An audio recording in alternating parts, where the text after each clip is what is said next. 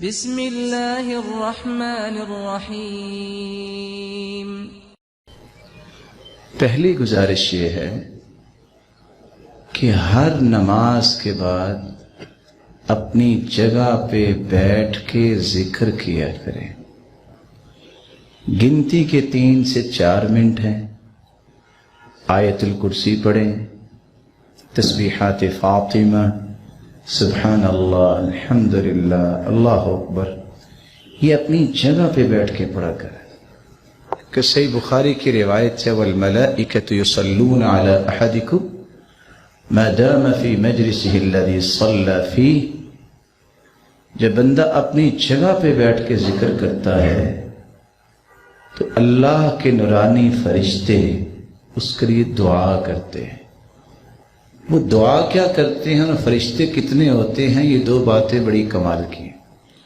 صحیح بخاری کی دوسری روایت کو اگر ساتھ ملا لیں کہ اللہ کے ذکر کی مجلس کو تلاش کرنے کے لیے فرشتے آسمانوں سے اترتے ہیں، جن کی تعداد اتنی ہے حتی یملأ ما بین السماء والارض، زمین اور آسمان کا جتنا خلا ہے وہ فرشتوں سے بھر جاتا ہے۔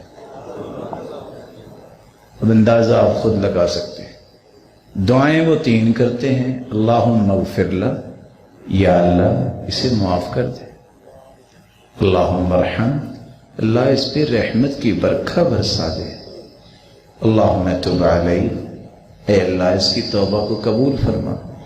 میں اور آپ کتنی منتیں کرتے ہیں لوگوں کی دعا کرنا، یہاں کھربوں فرشتے بغیر کہے ہی دعا کر رہے ہوتے ہیں، منٹ صرف 4 لگتے ہیں۔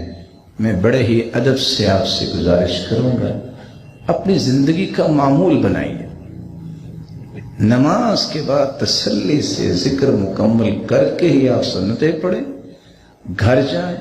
ہاں کوئی شرعی مجبوری ہے تو یہ ایک الگ بات ہے، لیکن معمول آپ کا یہ ہونا چاہیے۔ ایک گزارش تو یہ تھی کہ صحیح بخاری کی روایت ہے والملائکۃ یصلون علی احدکم ما دام فی مجلسہ الذی صلی فیہ، جب بندہ اپنی جگہ پہ بیٹھ کے ذکر کرتا ہے تو اللہ کے نورانی فرشتے اس کے لیے دعا کرتے ہیں۔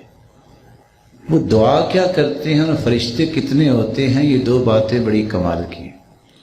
صحیح بخاری کی دوسری روایت کو اگر ساتھ ملا لیں کہ اللہ کے ذکر کی مجلس کو تلاش کرنے کے لیے فرشتے آسمانوں سے اترتے ہیں، جن کی تعداد اتنی ہے حتی یملأ ما بین السماء والارض، زمین اور آسمان کا جتنا خلا ہے وہ فرشتوں سے بھر جاتا ہے۔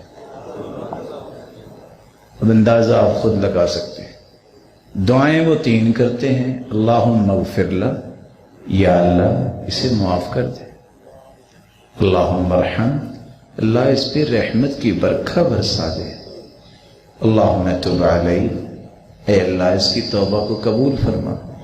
میں اور آپ کتنی منتیں کرتے ہیں لوگوں کی دعا کرنا، یہاں کھربوں فرشتے بغیر کہے ہی دعا کر رہے ہوتے ہیں، منٹ صرف 4 لگتے ہیں۔ میں بڑے ہی ادب سے آپ سے گزارش کروں گا، اپنی زندگی کا معمول بنائیے، نماز کے بعد تسلی سے ذکر مکمل کر کے ہی آپ سنتیں پڑھیں، گھر جائیں۔